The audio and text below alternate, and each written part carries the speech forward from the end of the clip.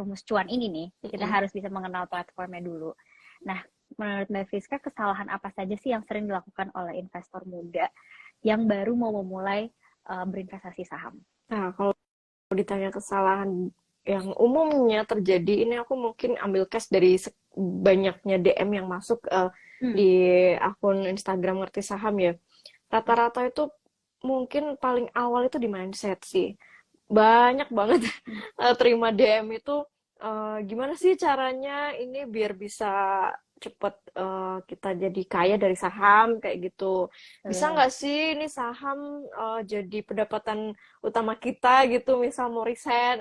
Pokoknya mungkin terkait mindset ya. Jadi mindset yang beranggapan mungkin mereka banyak Hmm. melihat apa mungkin orang-orang yang terlihat langsung kaya dari saham padahal ya tidak seinstan itu gitu. Semudah itu Jadi ya.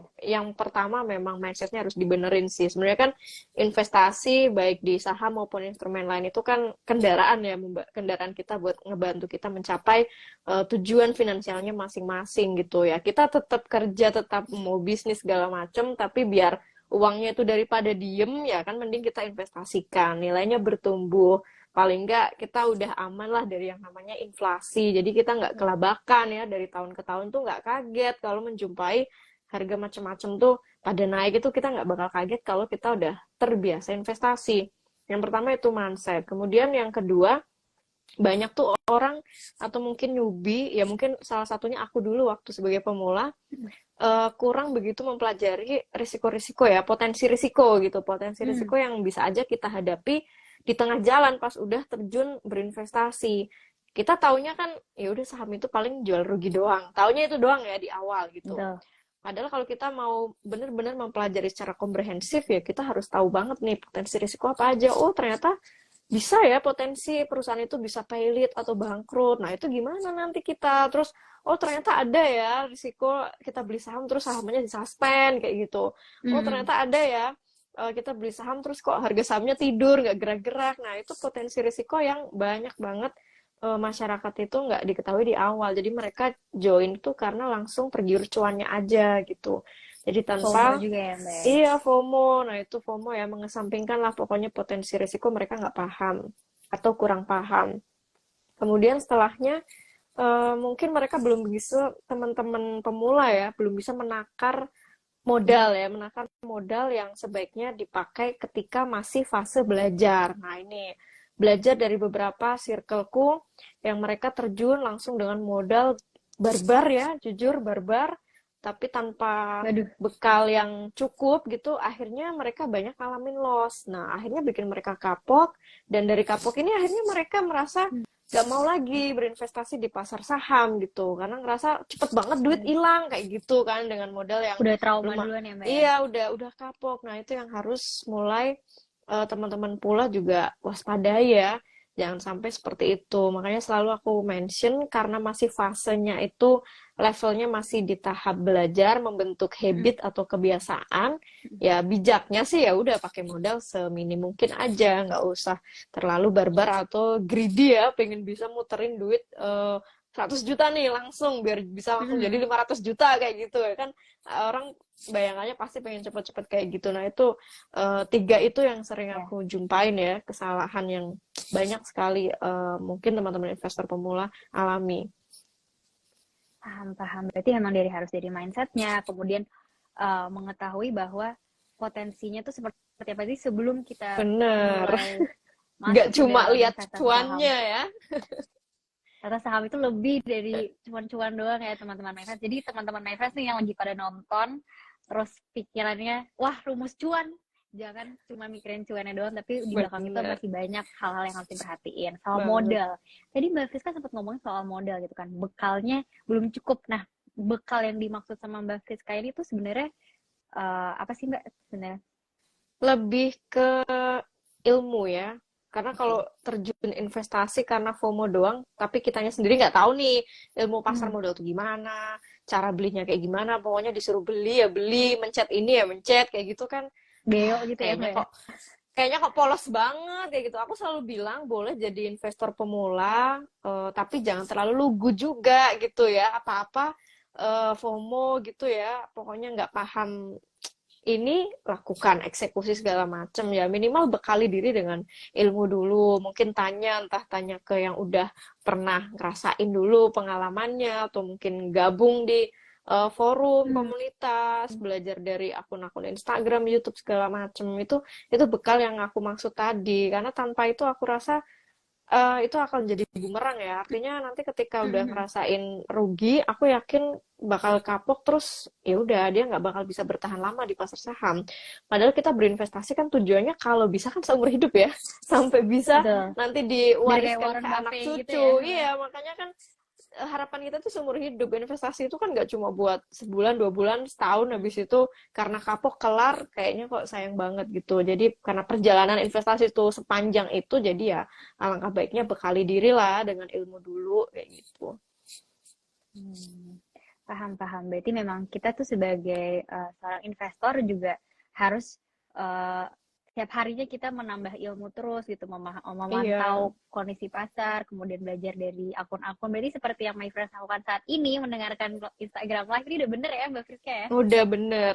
Dan FYI ya Mbak, yang namanya pasar modal itu sangat dinamis ya. Walaupun mungkin katakanlah aku udah belajar basic itu dari tahun 2010, tapi bukan Waduh. berarti tahun-tahun berikutnya itu nggak ada hal yang dipelajarin. Justru di industri ini tiap tahun tuh ada aja gitu hal-hal baru yang diperbaharui, yang mau nggak mau kita juga harus up to date kayak gitu mempelajari ilmu-ilmunya. Oke, hal menarik apa sih yang Mbak Friska kan udah 13 tahun berarti ya mempelajari ini. Akhir-akhir ini hal baru apa yang Mbak Friska pelajari dalam di kondisi pasar saat ini? Kalau hal-hal baru mungkin terkait sektor ya. Hmm. Sektor yang baru masih hangat-hangatnya teknologi itu kan belum lama. Kalau zaman dulu kan mungkin sektor itu belum masuk. Jadi itu kayak masih baru banget yang masih harus banyak ditelaah. Ini sektor potensinya gimana. Terus terkait juga isu-isu ESG, terus yang lainnya itu ternyata juga berdampak nanti ke iklim investasi. Itu juga hal yang baru yang masih harus banyak kita cari tahu juga. Dan apalagi ya masih banyak lah isu-isu sekarang, bahkan isu climate change aja ternyata bisa berdampak juga ke iklim investasi kan. Wow, ternyata luas sekali ya, makin ke sini makin kompleks yang apa yang harus kita pelajari tentang dunia investasi. Makin banyak orang yang mulai melek akan kepentingan itu juga ya. Jadi emang sebenarnya yang mempengaruhi uh, kondisi pasar pun juga dari hal-hal sejauh climate change gitu ya. Sebenarnya Bener. orang ngelihat dengernya kan kayak jauh banget gitu ya Mbak ya. Iya, Climate makanya change sama apa kondisi pasar. hubungannya gitu ya. Apa hubungannya? Oke, berarti ternyata ada industri baru ya dari perubahan-perubahan yang ada di dunia juga. Oke. Nah, Mbak Friska sendiri dari melihat kondisi situasi pasar sekarang nih kan kita udah masuki bulan ke-7 di 2023 ya. Lagi exciting nggak sih menurut Mbak Friska? Apakah karena kan sempat yang 2020 tuh semua orang banyak yang resign, pandemi juga menjadi hal baru buat kita semua orang jadi berbondong-bondong masuk ke investasi saham, kemudian sedikit-sedikit tuh banyak yang ngepost portofolio kayak gitu-gitu. Nah, kira-kira tuh ada perubahan apa nih?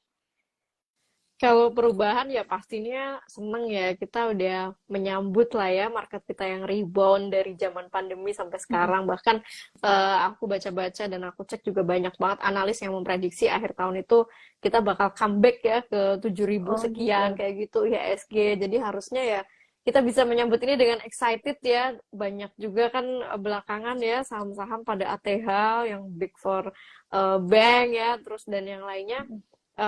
Aku rasa memang tahun ini momentum rebound ya untuk market kita ya, harusnya sih udah banyak teman-teman di sini juga pasti portonya banyak yang hijau-hijau pasca pandemi mungkin berdarah-darah ya.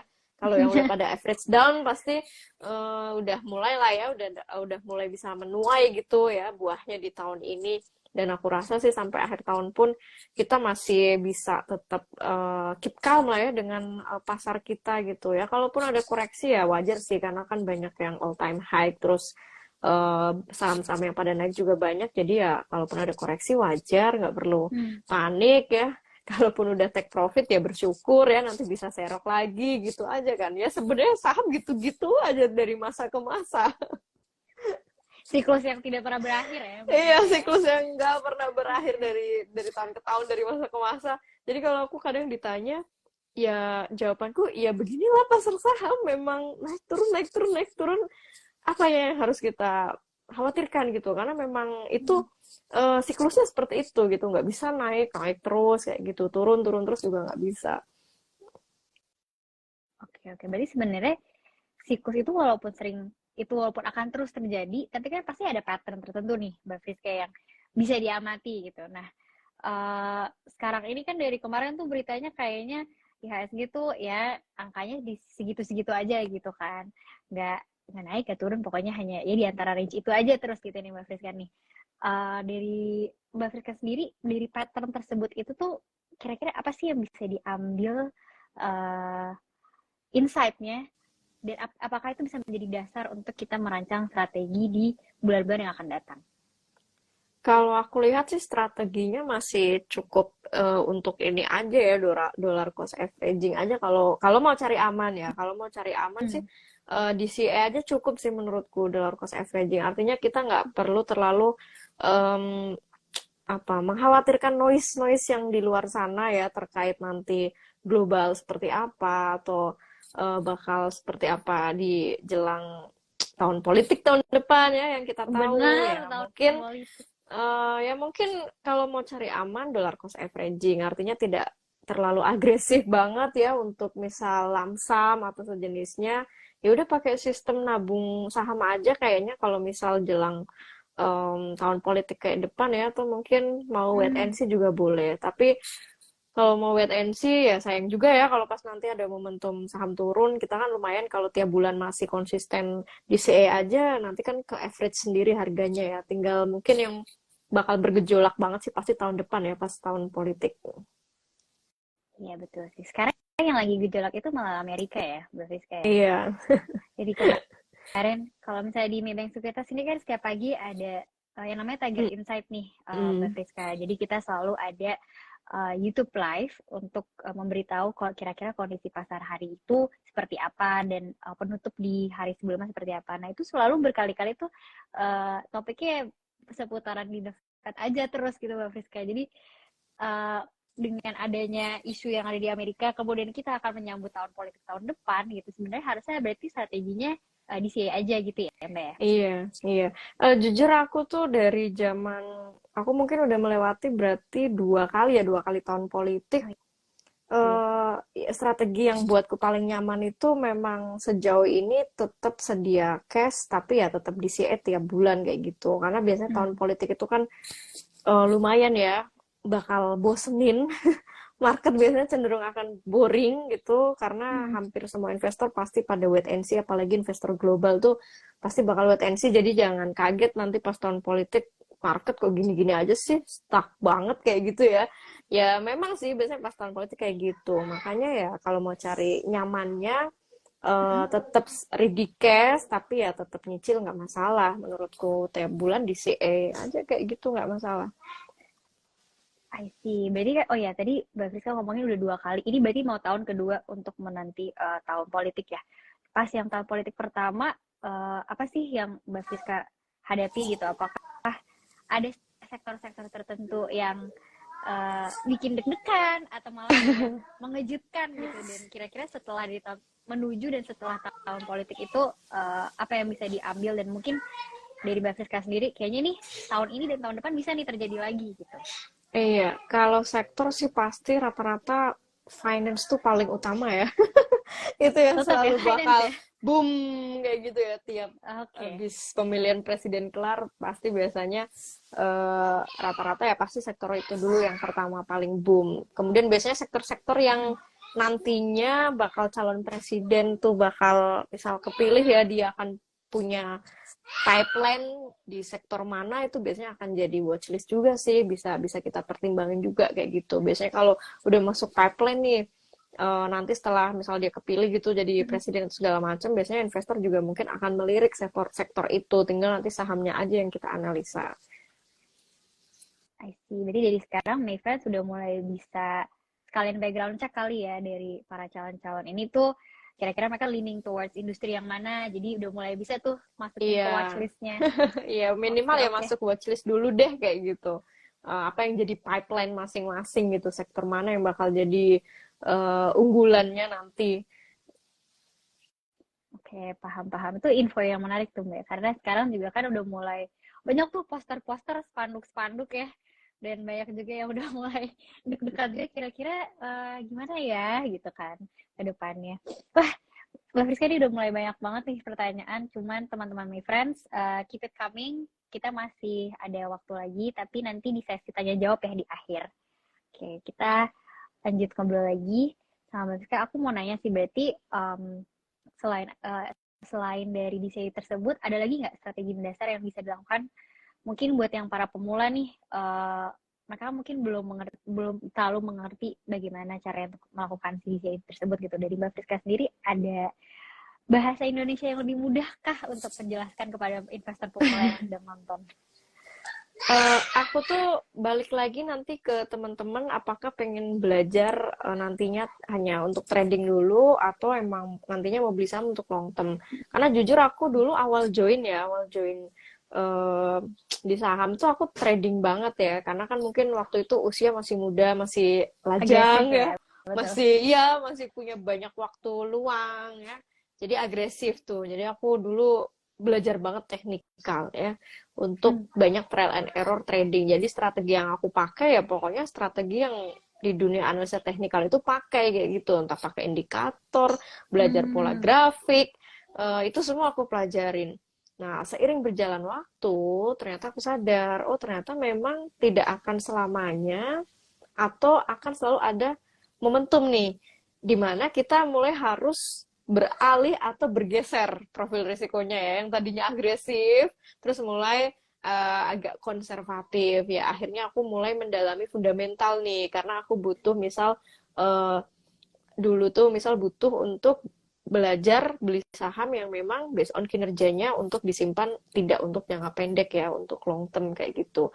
Jadi pada akhirnya aku menyadari belajar fundamental dan analisa teknikal ini memang strategi paling mendasar yang harus kita tahu gitu. Karena tidak akan selamanya kita bisa trading ya. Kan nggak mungkin Betul. kita nanti sampai nenek kakek masih Masih bisa, running iya chart, masih gitu ya. madep running trade kan nggak mungkin ya. Jadi fundamental akhirnya harus dipelajarin karena nanti ujung-ujungnya kita tetap akan pakai itu juga ya ketika seiring bertambah usia, seiring berubah situasi kondisi kehidupan kita, pasti nanti akan terpakai juga ilmu itu untuk lebih yang jangka panjang. Tapi biasanya kalau yang agresif itu kan yang masih muda-muda, masih punya banyak waktu luang, ya itu wajar lah. Silahkan teman-teman sesuaikan aja strateginya dengan teknikalnya. Kalau yang mau sedikit long term ya coba pakai strategi-strategi yang ada dalam analisa fundamental. Oke oke oke. Berarti memang untuk para pemula itu sebenarnya kita harus sambil memahami fundamental itu berarti kan secara keseluruhan. Berarti ya Mbak ya, sampai kita memahami industrinya, terus kita memahami kaitannya terhadap kondisi pasar dan mempengaruhi apa sih ke saham yang akan kita pilih tersebut gitu berarti ya. Kalau teknikal lebih ke yang pergerakan harga saham, Iya. kayak gitu-gitu berarti ya. Ya, pokoknya untuk jangka pendek lah, sekedar untuk kita trading. Kalau dulu sih aku bahasanya itu sekedar buat nambahin uang jajan lumayan. Betul, betul, betul. Oke. Oke, kita lanjut ke pertanyaan selanjutnya. Mbak Friska, berarti gimana sih caranya tuh kita bisa memaksimalkan perencanaan strategi? Perlukah kita membuat timetable? Perlukah kita membuat notes atau ada tips nggak dari Mbak Friska sendiri gitu dalam selama ini memaintain strategi yang Mbak Friska lakukan selama 13 tahun berada di dunia investasi itu bagaimana sih? Hmm. Kalau aku tuh yang penting target ya. Kita harus punya target sih dalam strategi apapun kan pasti ada goals yang pengen kita capai dong pastinya ya. Betul. Termasuk termasuk dalam investasi. Jadi kalau kita investasi tanpa punya target, alangkah baiknya target spesifik. Kalau misal paling enggak at least dalam setahun ini kita harus bisa punya pertumbuhan modal ya 10% katakanlah ya, return atau Mm-mm. imbal hasil atau pertumbuhan modal kita sebesar 5%. Itu salah satu yang menjadi poin utama dalam strategi kita kan. Set Hmm. goals-nya dulu, targetnya teman-teman itu dalam 1 tahun, nanti di akhir tahun itu pengen numbuh berapa sih modalnya tuh pengen tumbuh apakah 10%, yang realistis aja lah angkanya ya, nggak usah yang terlalu wah harus 1000% gitu atau harus 100% di akhir tahun, nggak usah yang terlalu lebay kayak gitu Mm-mm. ya. Demi menjaga kewarasan kita sebagai investor, itu pasang target yang realistis aja ya, minimal pokoknya di atas angka inflasi aja kita udah happy banget dong pastinya ya, nilai uang kita terjaga, nilai uang kita juga semakin bertumbuh, Betul. minimal itu. Dan kemudian kalau kita udah tahu nih set goal kita dari awal tahun, di Desember misal pertumbuhan 10%. Ya kita tinggal di Mm-mm. tengah tahun kayak gini kita evaluasi ulang, tengah tahun ini udah bertumbuh berapa nih. Kalau syukur-syukur tengah tahun udah lewat dari 10%, wah artinya udah tenang nih kita ya. Goals akhir tahun tapi lebih awal duluan kita capai di tengah tahun gini. Atau misal masih kurang nih, masih 50% lagi kayak gitu. Nah, tinggal nanti kita atur ulang.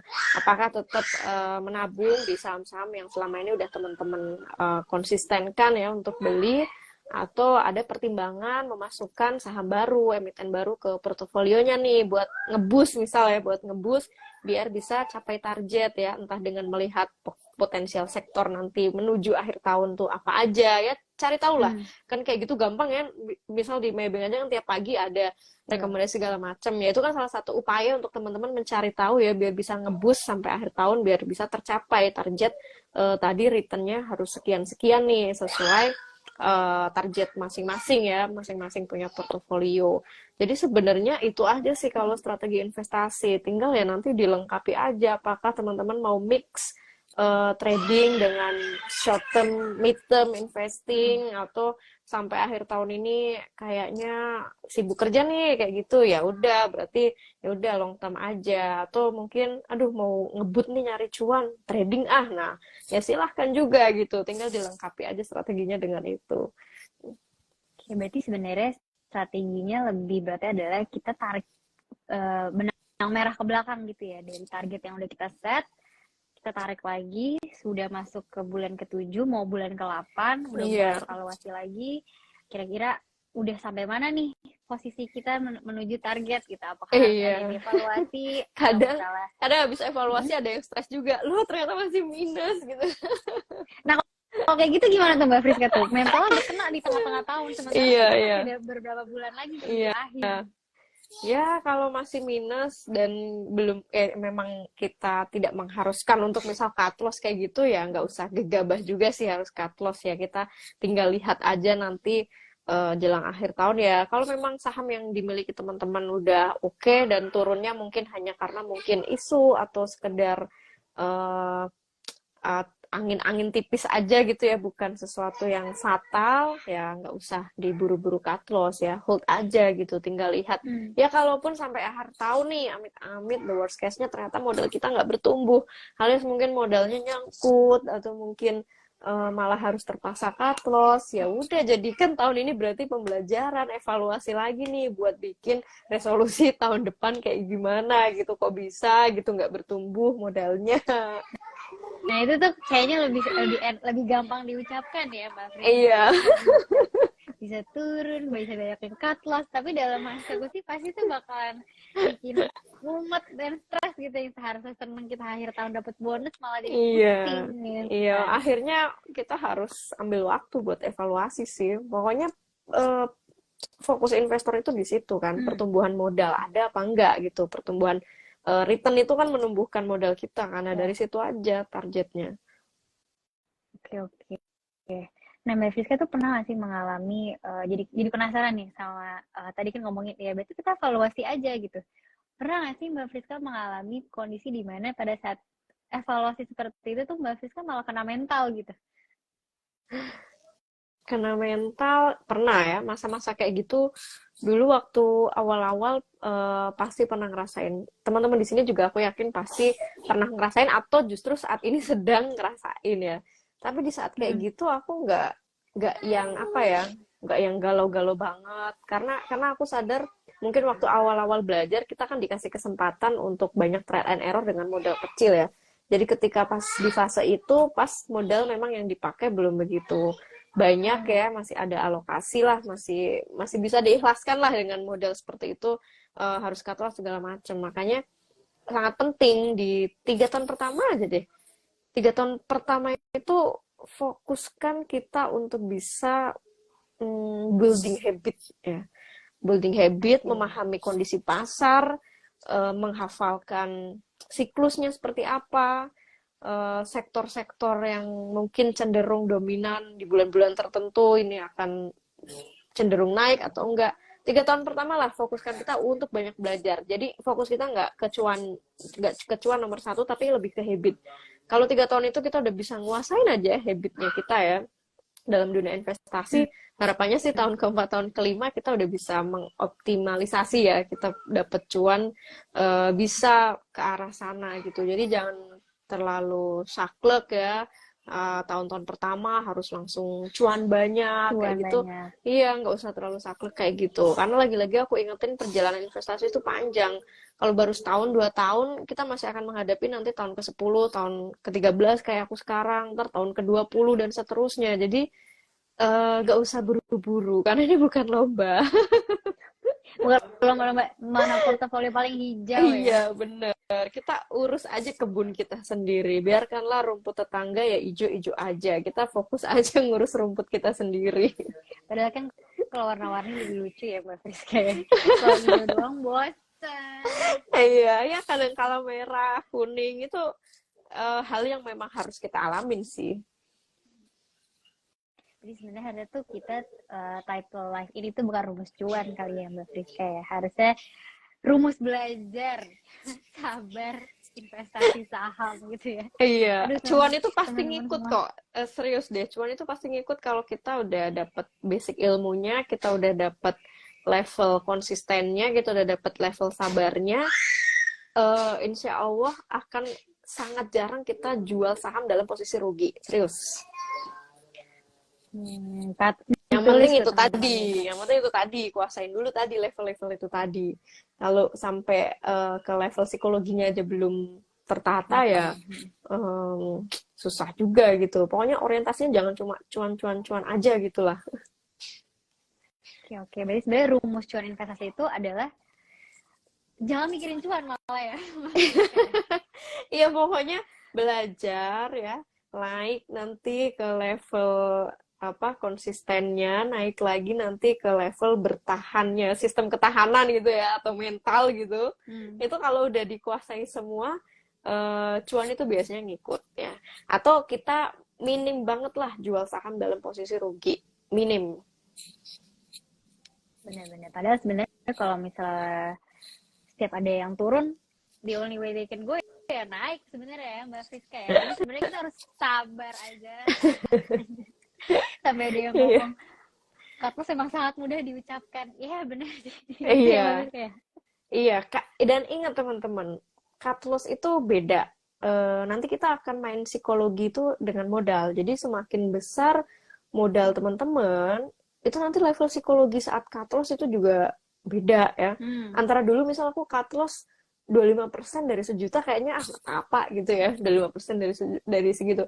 Tapi bayangkan kalau teman-teman disuruh mencet cut loss 20% misal dari 500 juta aja. Itu udah lumayan ya. Apalagi nanti di atasnya ketika teman-teman udah punya modal semakin banyak.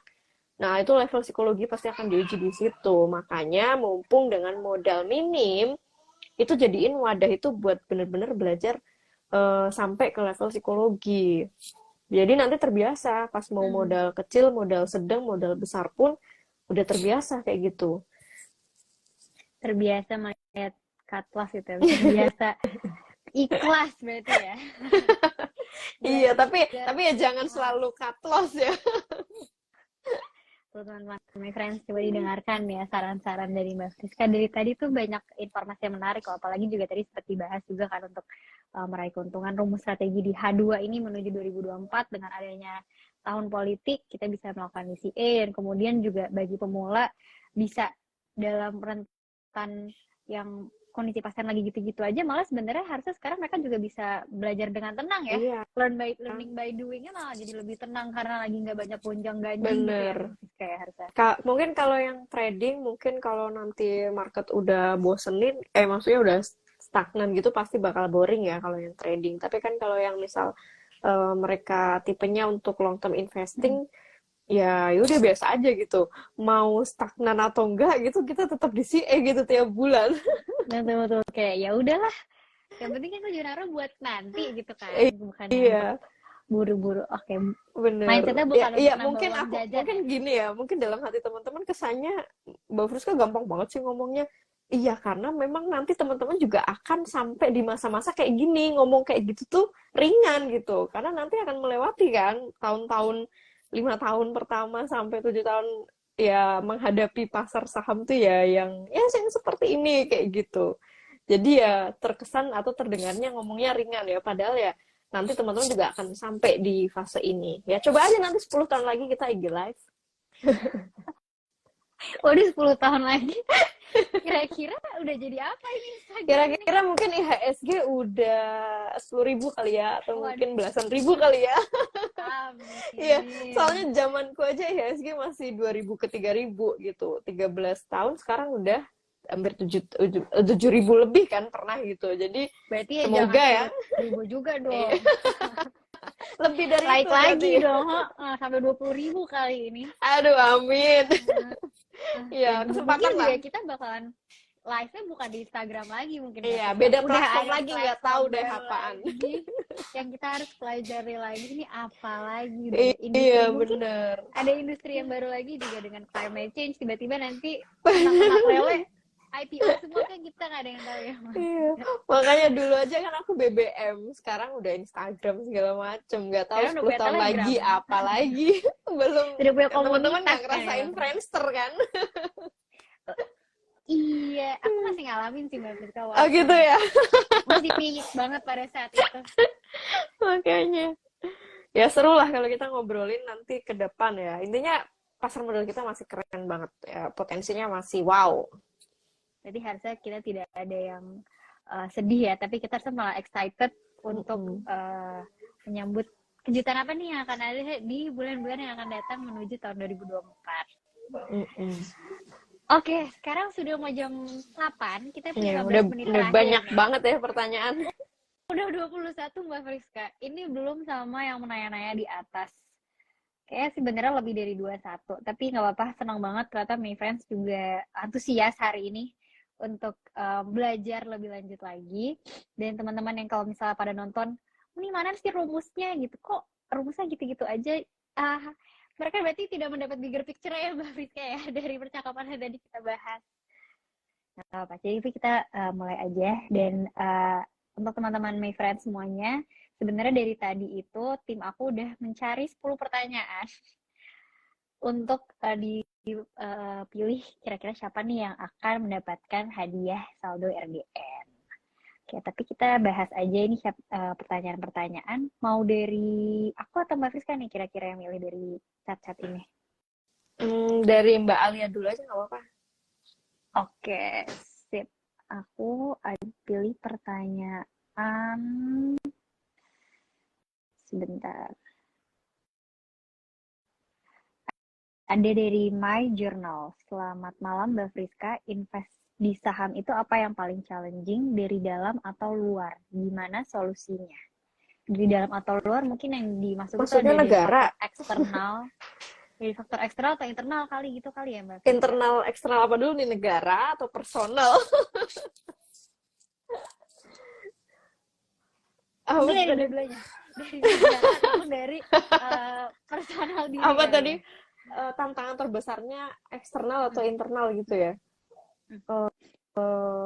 Oke, mungkin kayaknya ini lebih mengarah ke individu ya atau personal ya. Kalau negara sih paling apa sih, makro mikro aja kan ininya. Tantangan terbesarnya menurutku lebih ke internal sih, internal kita ya. Karena jujur kalau eksternal tuh yang menentukan itu menurutku paling circle atau community. Itu yang aku selalu tekankan ke teman-teman di luar sana. Kalau pengen bisa konsisten dan bertahan di pasar saham itu, faktor eksternalnya kita harus punya circle atau community yang merasa sevisi misi gitu ya. Nggak cuma pasangan nih yang sevisi misi, tapi kita juga punya circle atau komunitas ya yang selinear lah dengan passion kita ya, dengan cita-cita mimpi kita bisa sukses berinvestasi segala macam. Itu kalau eksternal. Mm-mm. Tapi kalau dari internal ini yang jujur tantangan terbesarnya di sini. Karena kita tuh berperang dengan pikiran dan psikologi kita sendiri ya.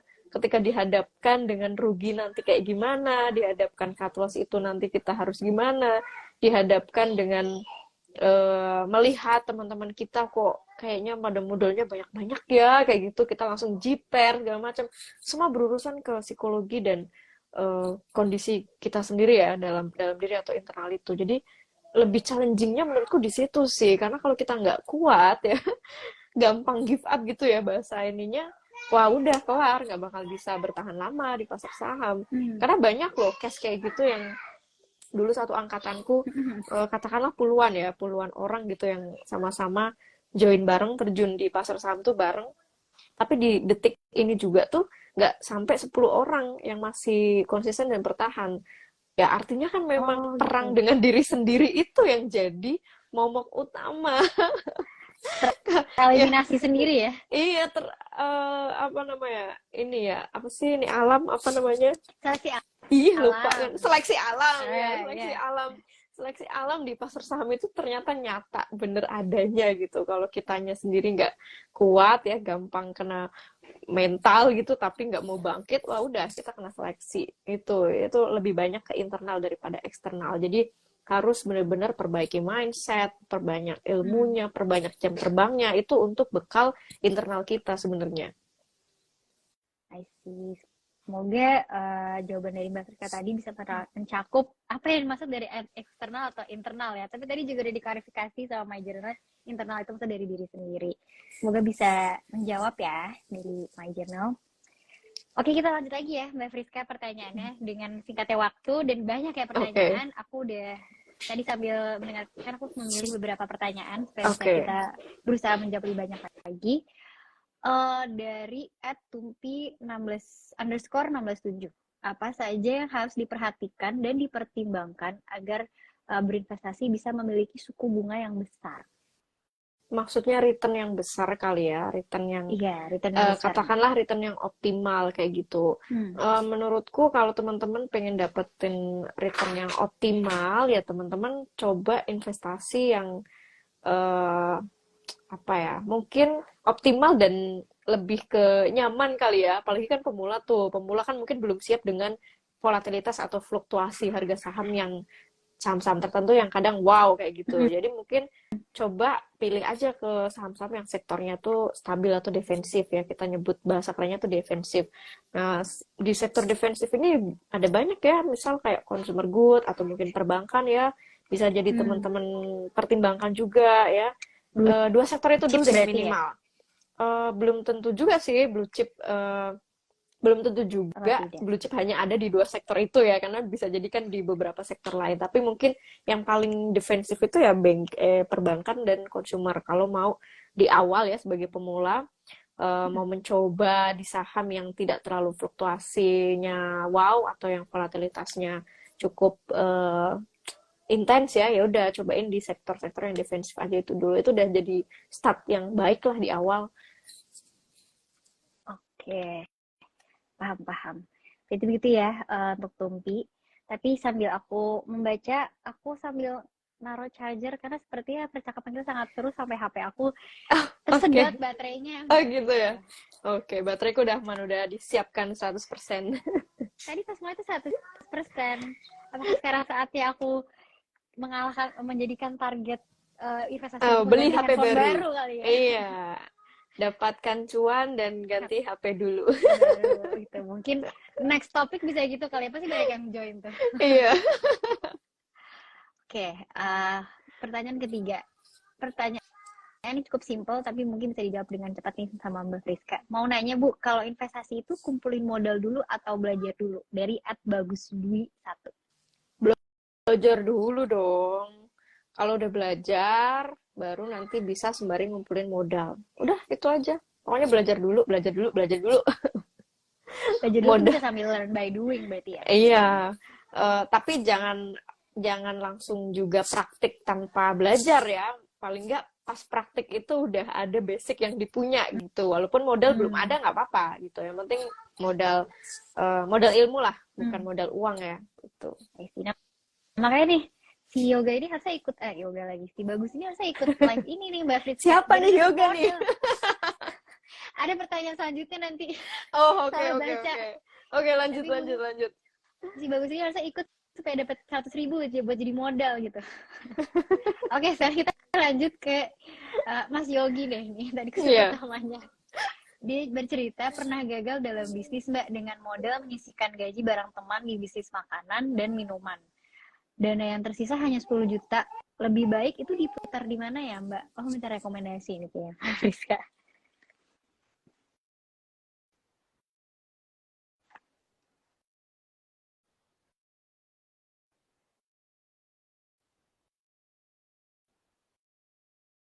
Mbak Friska seperti suaranya tidak terdengar. Oh iya. Sorry, ke-mute ternyata dari tadi aku ngomong. Astaga. Iya. Udah Oke, panjang tadi. tuh kayaknya. Iya.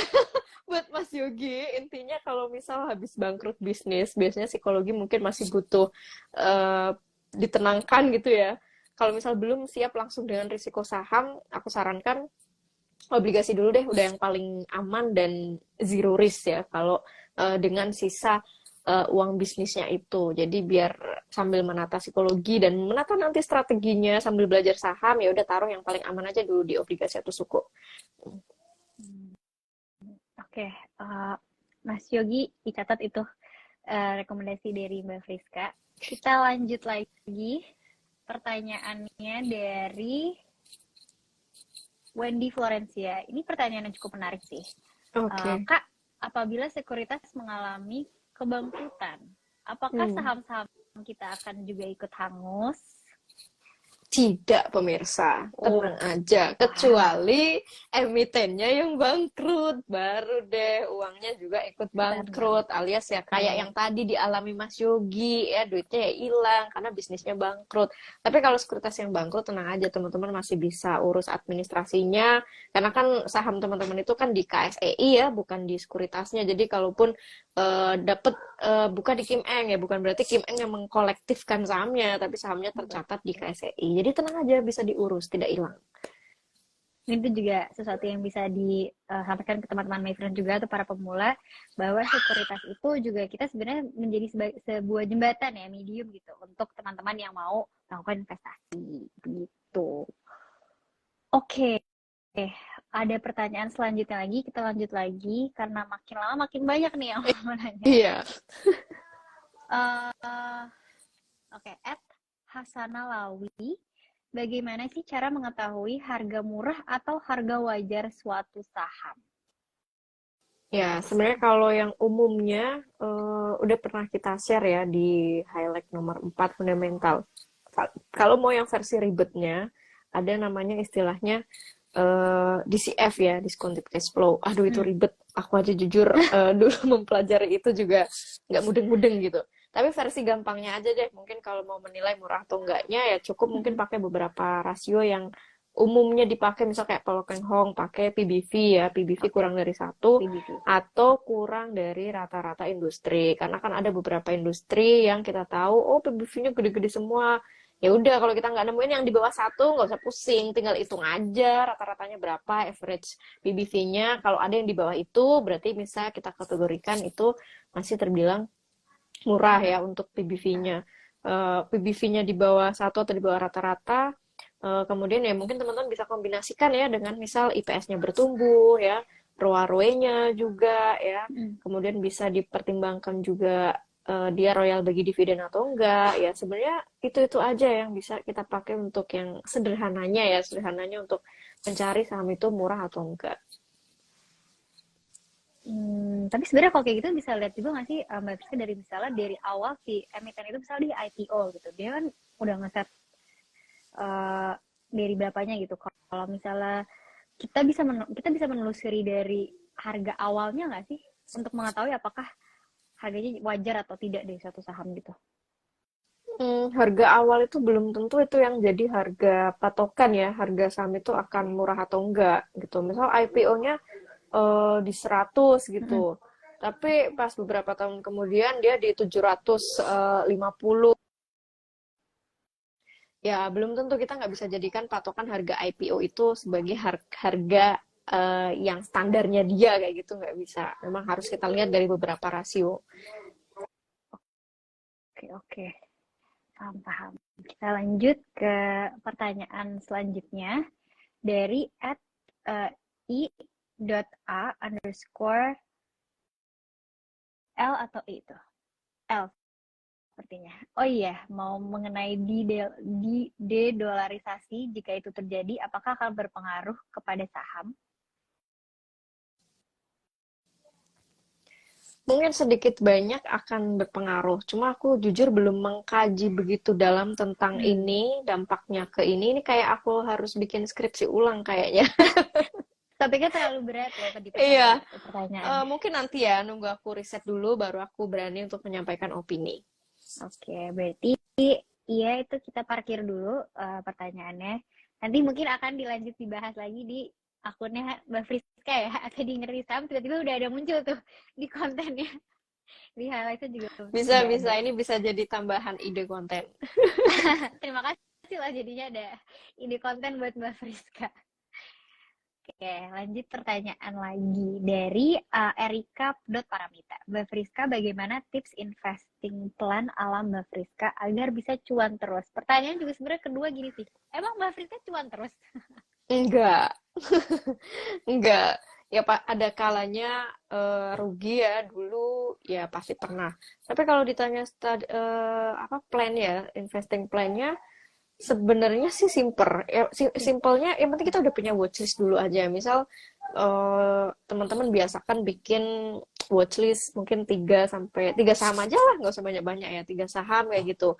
Mana nih yang mau diprioritaskan, jumlah lotnya yang paling banyak ya untuk bisa ditabung tiap bulan. Apakah di saham A sama B aja, yang C buat sekedar diversifikasi. Kan nanti pasti akan ada emiten yang jadi jagoan gitu ya, ibaratnya kayak jagoan portonya teman-teman itu pasti akan ada. Jadi nggak yang ribet-ribet banget sih, pokoknya selalu ada watchlist, ya tinggal eksekusi dan konsisten konsisten aja beli kayak gitu.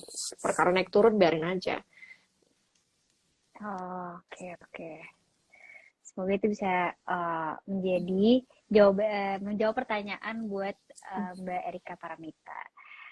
Sudah 1 menit lagi nih, Mbak Friska. Oke, nggak Tapi berasa ya. masih banyak, tapi nggak berasa ya, tapi masih banyak juga pertanyaan. Mungkin bisa ada pertanyaan terakhir kali ya. Ini dari @YYN Mm-mm. FDHIL. Pince, bagaimana cara mengalokasikan uang untuk beli saham sebagai seorang mahasiswa yang belum punya pendapatan setiap bulannya tapi ingin menabung di saham dari Mm-mm. uang jajan? Pemula Ya, nih ini berarti nih. ya ini jadi kayak aku dulu ya, waktu awal kan aku juga start dari mahasiswa ya. Sederhana aja teman-teman, make it simple, tiap bulan sisihkan aja semampunya. Semampunya teman-teman tahu sendirilah mampunya berapa ya. Pokoknya sisihkan semampunya, top upin ke RDN, dan nggak harus langsung dibelikan ke saham. Terserah ya, mau nunggu sampai terkumpul bisa buat beli 1 lot watchlistnya teman-teman, atau memang mau nunggu beberapa bulan nih, misal nunggu momentum berdasarkan teknikalnya atau fundamentalnya, silahkan. Jadi intinya habitnya aja ya, fokuskan aja, sisihkan Oke. tiap bulan ke RDN, dan tidak harus langsung saat itu juga belikan saham. Berarti bisa kita kumpulin modal dulu, terus pelan-pelan, Iya. tapi sembari melakukan step-step misalnya buka Mm-mm. akun RDN, kemudian udah mulai search lagi nih kira-kira emiten apa sih yang Iya. bisa Nanti dijadiin pokoknya watchlist gitu ya. tahu-tahu di RDN udah numpuk aja. Terus udah bisa deh beliin 1 lot saham impian kita gitu. Oh, berarti kalau bisa boleh kasih saran juga nih buat Mbak Yen juga nih, mungkin bisa memulainya juga dengan buka akun RDN Maybank tuh bisa dapat saldo 100.000. Itu bisa Hah, membantu kan dari uang jajannya. iya, lumayan banget. Oke, pertanyaan terakhir banget deh nih Mbak Friska. dari @Manafe Rolando gitu. Kak Friska, rekomendasi aplikasi trading saham untuk pemula yang bagus apa ya, Kak? Untuk trading saham, ya cobain aja dulu di Maybank mungkin ya. Masuk. Iya, Ada kalau sekedar iklannya gitu ya. iya kalau lainnya mungkin yang publik biasa pakai kayak sekarang kan baru meluncurkan IDX Mobile ya, yang dari IDX, nah itu mungkin bisa buat belajar untuk trading virtualnya kayak gitu. Oke, oke. Berarti sebenarnya kalau platform itu bisa dicoba dari sekuritas yang ingin didaftarkan gitu ya, Mbak Friska ya. Oke, nggak kerasa kita udah overtime 2 menit, Mbak Friska, tapi pertanyaan masih banyak banget. Mungkin selebihnya pertanyaan dari teman May Friends bisa langsung ditanyakan ke Mbak Friska. Mungkin juga bisa jadi ide konten untuk Mbak Friska ke depannya ngerti saham, ataupun misalnya juga teman-teman mau kirim DM ke kita, terus nanti misalnya kita juga bisa forward ke Mbak Friska juga nantinya, itu juga boleh banget. Dan terima kasih banyak loh Mbak Friska untuk waktunya, nggak kerasa kita ngobrol udah sejam lebih. Sama-sama. Dan mungkin ini nanti pengumumannya di mana nih? Di story-nya Maybank? Pengumuman. Nanti untuk pengumuman akan kita DM personal dan nanti juga akan kita umumkan di story juga. Jadi nanti teman-teman My Friends tunggu aja DM dari kita. Nanti boleh untuk next step-nya kira-kira harus apa saja untuk mendapatkan saldonya, kita akan kabari melalui DM juga gitu. Mungkin untuk menutup dari tadi yang disampaikan oleh Mbak Friska, sama dengan title kita, Rumus Cuan Investasi Saham. Rumusnya sebenarnya dari Mbak Friska sendiri, pertama kita harus belajar pahami kondisi pasar, kemudian untuk strategi kedepannya sebenarnya bisa dilakukan DCA ya untuk kedepannya. Dan buat pemula juga yang baru mau mulai memasuki pengenalan terhadap saham, mungkin sekarang waktu yang tepat juga ya untuk mulai mencoba. Benar. Sebenarnya rumusnya nggak rumit kok ya. Tinggal mulai, konsisten dan bertahan. Udah, itu aja. Konsisten dan bertahan. Oke. Dari Banka, apakah itu menjadi closing statement? Ya, itu sekalian jadi closing statement. Closing statementku nggak panjang-panjang ya, biar nggak banyak babi bu, biar langsung teman-teman praktikkan aja. Tahu sendiri ya, merasakan sendiri. Iya. Oke, kalau begitu terima kasih banyak Mbak Friska dan teman-teman My Friends yang sudah meluangkan waktunya untuk malam ini.